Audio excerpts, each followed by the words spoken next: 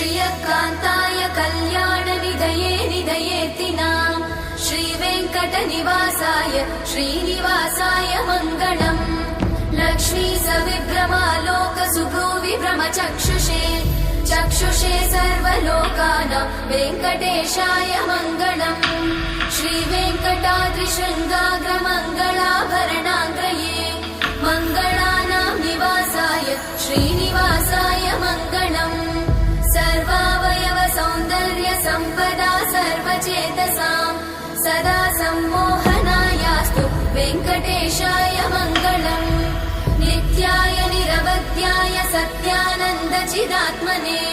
सर्वान्तरात्मने श्रीमद् वेङ्कटेशाय मङ्गलम्